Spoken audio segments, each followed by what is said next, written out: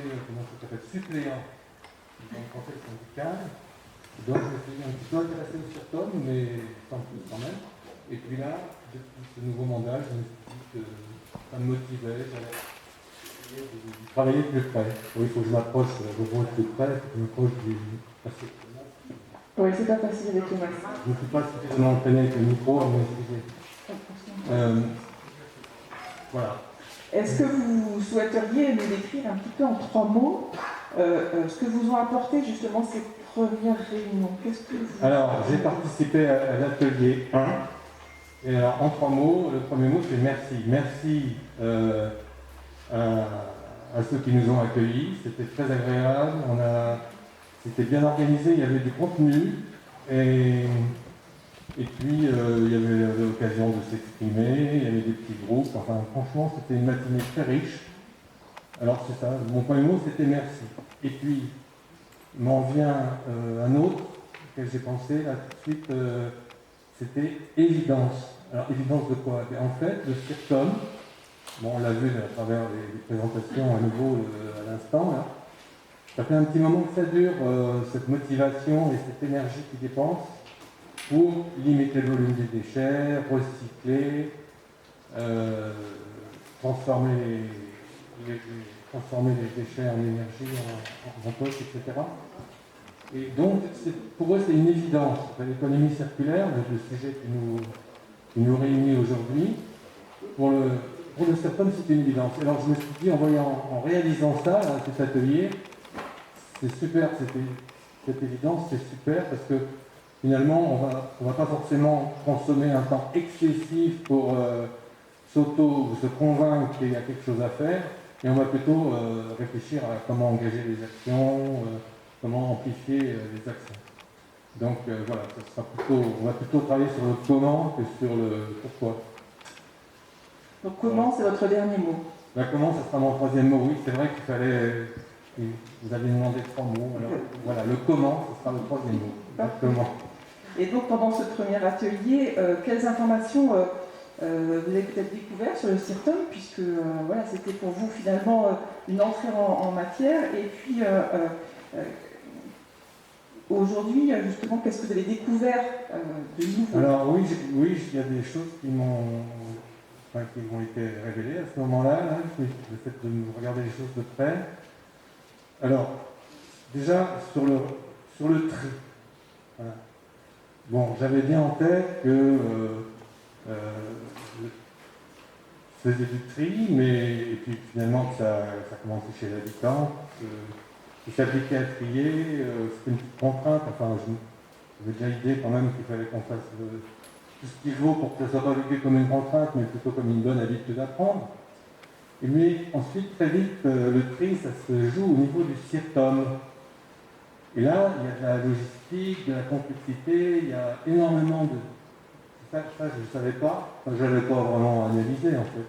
Si j'avais réfléchi, j'aurais commencé à douter, mais je n'avais pas réalisé à ce point-là qu'il y avait autant de destinations selon les types de déchets. Voilà, il y avait, vous le savez tous, enfin, les OMR partent chez notre partenaire privilégié, qui est le Citréval, à Villefranche-sur-Saône. Et de même que les déchets qui rentrent pas dans des filières de matériaux, dans des filières dédiées, les déchets de déchetterie, ils vont aussi rejoindre le Citréval, mais eux, ils passent par la case Saint-Étienne de Chalaronne où ils sont broyés. Le verre, c'est pour Chalon. Il y a 1200 tonnes. Alors, je me rappelle bien du chiffre parce que ça m'avait marqué. 1200 tonnes de verre.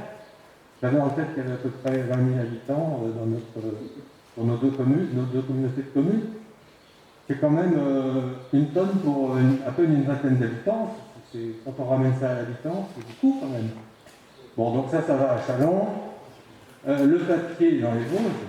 Mais alors le papier, je dis bien le papier, parce que vous avez plus en tête que si jamais il y a un peu de carton, non, c'est pas bien. Le carton doit aller à Macron, il doit être déposé à la déchetterie. Et puis s'il est dans le papier, ça perturbe la filière, il y a tout de carton, carton brun. Voilà, il y a les tissus, puis il y a l'amiante, puis il y a les métaux qui vont à Mâcon, les déchets verts à Montsol. Donc beaucoup de destinations. Alors, en fait, je savais bien que le CIRCOM ne se contentait pas de ramasser les ordures et de les évacuer le plus loin possible pour qu'on les oublie et d'enfouir ou d'incinérer. Je savais bien que c'était pas que ça, mais à ce point-là, je n'avais pas vraiment réalisé. Et là, j'ai vu que finalement, on manipule des tonnes, des gros volumes, mais c'est quand même un travail, dans une certaine mesure, c'est quand même un travail dans la dentelle. Un second point peut-être? Pardon? Un second point peut-être?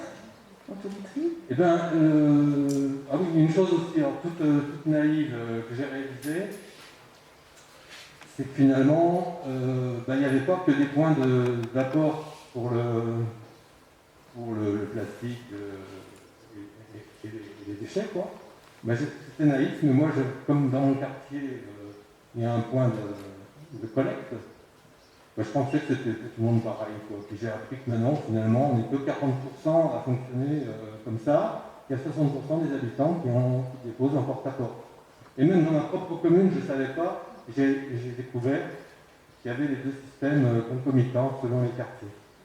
Bon, enfin voilà, c'est des exemples, mais pour dire qu'on apprend des choses, quoi, quand on fréquente les ateliers du CIRCOM.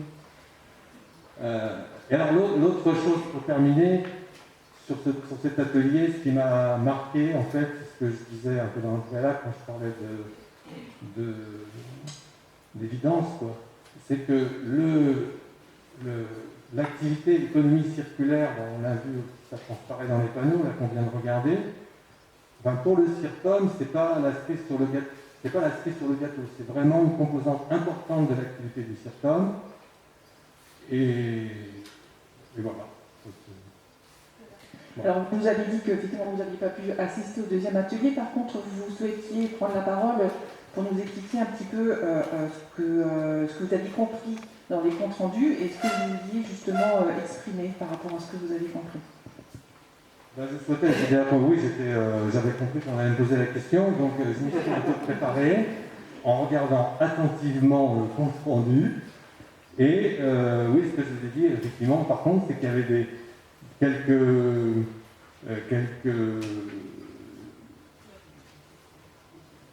choses qui m'ont interpellé. Et donc je vous les livre rapidement, mais bon, c'est pas prévu. Non, c'est pas grave. Non, on avait évoqué pour faire le temps. C'est ça. Bon, donc, voilà. Alors en fait, j'y étais pas, mais ce que j'ai compris, c'est qu'il y avait les participants qui ont été amenés à se prononcer sur comment ils voyaient les choses, c'est-à-dire qu'est-ce qu'ils ressentaient, qu'est-ce qu'ils analysaient comme point fort, comme point faible au niveau du CIRCOM, de quoi ils avaient envie, et puis tout ça, ça débouchait sur quel type d'action, qu'est-ce qu'on considère prioritaire. Hein. Alors, il y avait plusieurs. Alors là, vous m'accordez, je prends mes notes, parce que comme je n'y étais pas, justement, je vais essayer d'être fidèle sur la terminologie. Il y avait plusieurs thématiques. Il y en a une qui c'était la gouvernance. Et alors, ce qui est ressorti, c'est que la mobilisation des conseils municipaux sur les sujets d'économie circulaire est évaluée comme un point à améliorer. Hein. Bon, c'était schématiquement, oui, marqué faiblesse et amélioration. Vous voyez.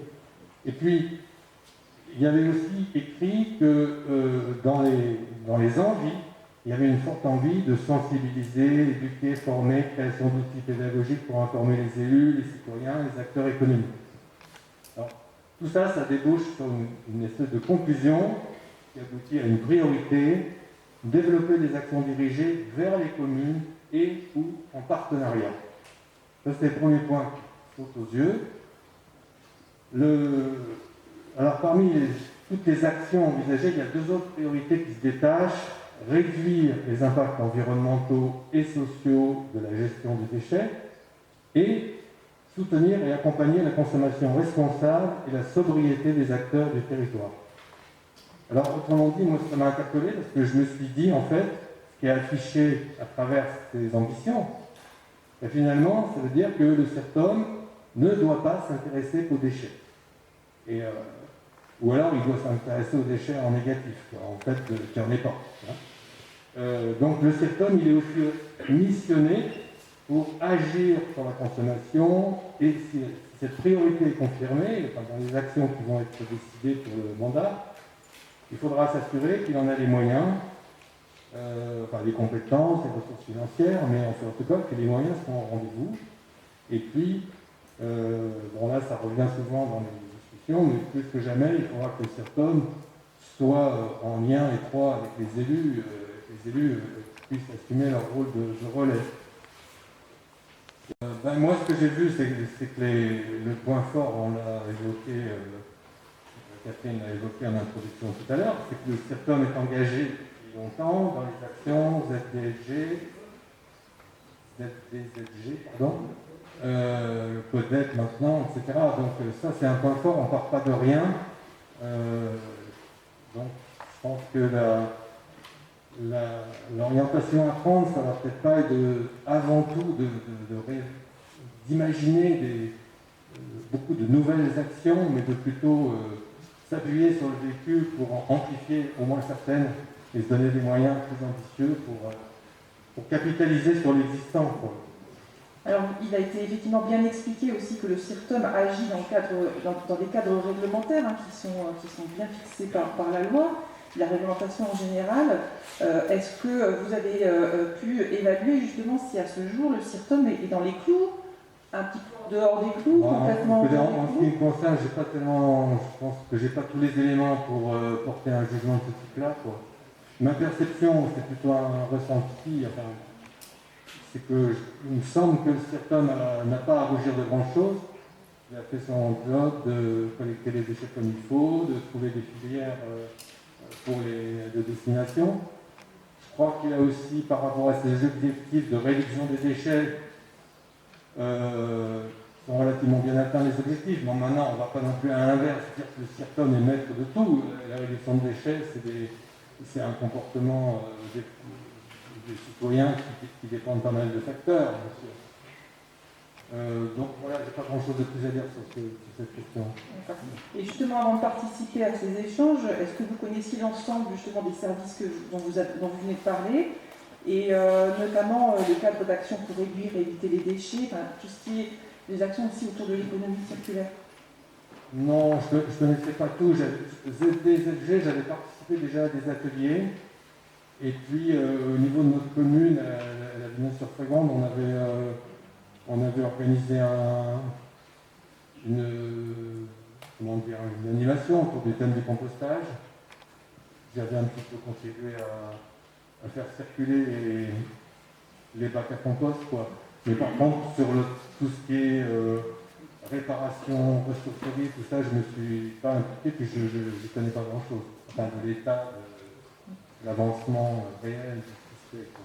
Pour clôturer peut-être notre échange, à titre individuel, de quel service vous, en tant qu'élu, vous seriez particulièrement fier s'ils étaient mis dans les 6 ans à venir? Moi, ce qui m'a vraiment interpellé, c'est parce que je ne le savais pas, je l'ai appris comme certains d'entre vous, sans doute au même moment, ou d'autres le savaient avant, mais qu'il y a une loi, la loi AGEC, qui nous impose au 31 décembre 2023 d'avoir mis en place un système qui fait que tous les déchets de type biodéchets, tous les biodéchets puissent être isolés des autres déchets, enfin donc triés à la source. Donc cette loi, enfin cette contrainte qui pourrait paraître comme une contrainte, mais en fait je pense que sur le fond, on n'aura pas trop de mal les uns et les autres à adhérer à l'idée. Il faut plutôt capitaliser dessus, rebondir en disant que ça va nous stimuler, il faut le prendre comme un atout. Mais ça me semble être sans doute un chantier à entreprendre. Il y aura le bien sûr, il y a le compostage individuel, différents types de compostage semi-collectif ou collectif. Il y a des sans doute il faudra envisager des ramassages de déchets organiques. Après, il y a les destinations, compostage, énergie, tout ça. Enfin, en tout cas, c'est un vaste sujet. Donc, s'il y a un groupe de travail qui se met en place avec les agents du CIRCOM et d'autres élus, moi, je suis plutôt partant pour y travailler. Et si au 31 décembre, donc au 1er janvier 2024, mais je trouve que 2023 c'est mieux, c'est encore plus proche, même si c'est un peu près, ça nous incite à pas freiner. Si au 31 décembre 2023, chaque citoyen des 58 communes a les moyens de ne pas mettre ses déchets organiques dans la poubelle grise, et donc de ne pas les confondre comme des déchets quelconques qui vont flamber, mais de les valoriser au mieux, je pense que oui, le CIRCOM pourra être fier. Écoutez, merci Monsieur Blanchard.